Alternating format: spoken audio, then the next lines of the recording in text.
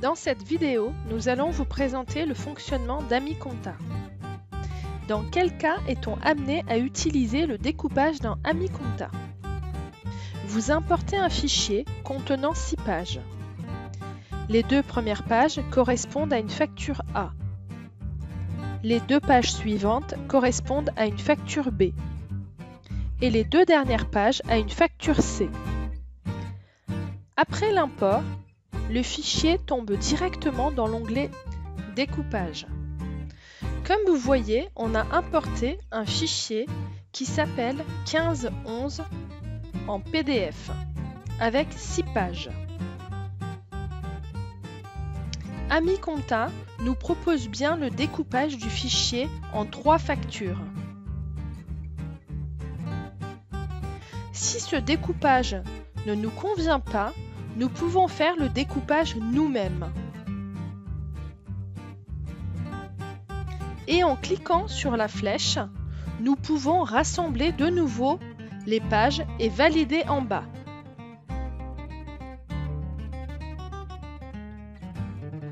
Prenons l'exemple des facturettes. Dans le découpage, nous avons un fichier qui s'appelle A4 multifacturette en pointif. Sur une page, avec 3 facturettes. En cliquant sur le bouton « Éditer le document », AmiConta nous propose bien le découpage en 3 tickets. Il ne nous reste plus qu'à valider en bas à droite. Le fait de valider le découpage, les factures tombent dans l'onglet Comptabilité.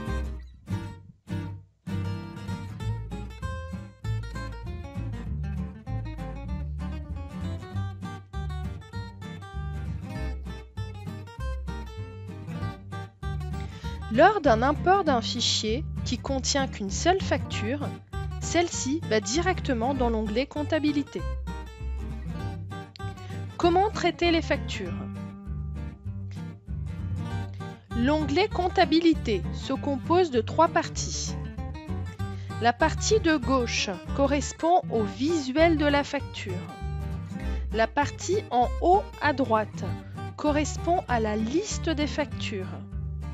La partie en bas à droite correspond aux détails de l'écriture comptable pour chaque facture.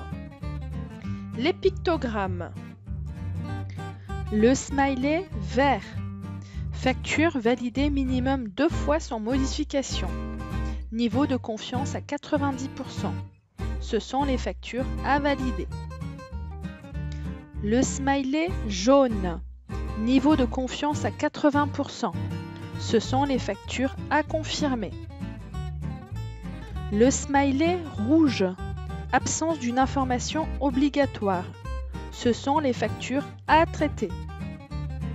Le bonhomme avec le crayon, ce sont les factures en cours, mises en attente par l'un des utilisateurs. Le pictogramme avec le point d'interrogation, c'est pour les nouvelles factures dans le dossier. Le pictogramme avec les 2 feuilles correspond au doublon détecté. Et pour terminer le plus, c'est pour ajouter un commentaire. Par exemple, nous allons traiter une facture. La facture qui se termine par le numéro 899 du 12 mars 2022 avec le fournisseur Test. Donc nous pouvons constater les rubriques de saisie qui sont repris automatiquement. Donc la date de la facture, le numéro de facture, le numéro de compte de contrepartie, ainsi que le numéro de compte en dessous, les montants de TVA et le TTC. Il vous reste plus qu'à vérifier l'écriture et la valider. Vous pouvez remarquer que la saisie est similaire à IsaConta. Lors d'un import d'une facture d'un nouveau fournisseur, AmiConta va remplir les champs date et numéro de facture. Par contre, les informations comptables telles que les numéros de compte de la facture et le compte de contrepartie seront à renseigner manuellement. Par exemple, pour la facture qui se termine par le numéro 241 du 23 mai 2022 pour le fournisseur bateau, si les informations comptables ne sont pas renseignées, nous devons les renseigner, puis valider l'écriture.